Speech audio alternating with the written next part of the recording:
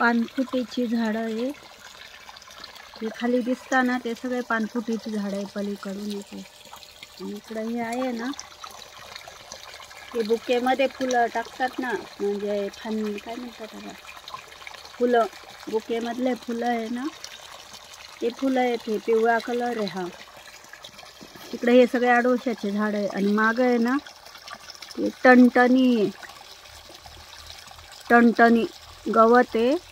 ते आम्ही उपटून टाकतो शेतामधलं खुरपताना.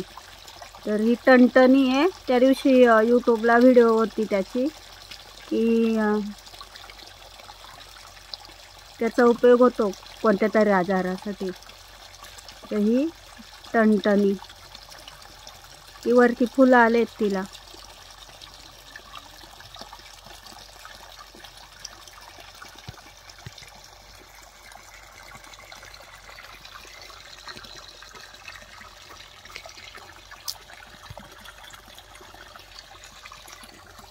तिकडे आहे ते कवठाचं आहे, हे आंब्याचं आहे, हे गुलाब आहे, इकडं नारळ आहे, सीताफळी आहे, हे दोरवा.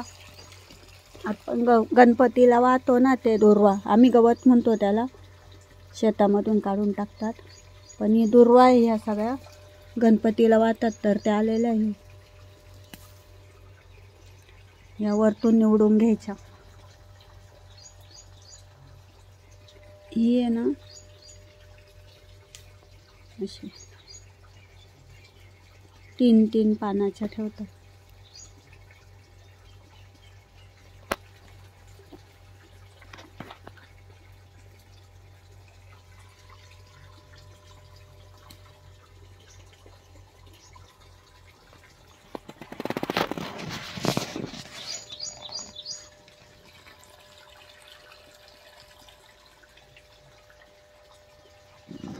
कवठाचं झाड आहे.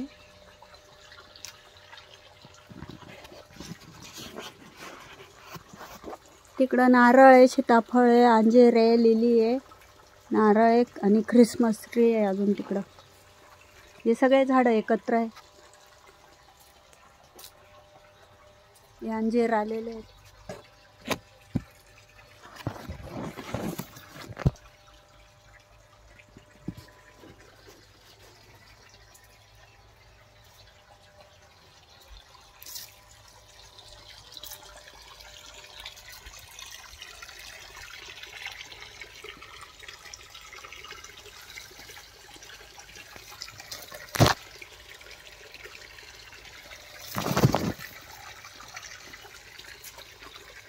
गुलाब, गावठी गुलाब आहे.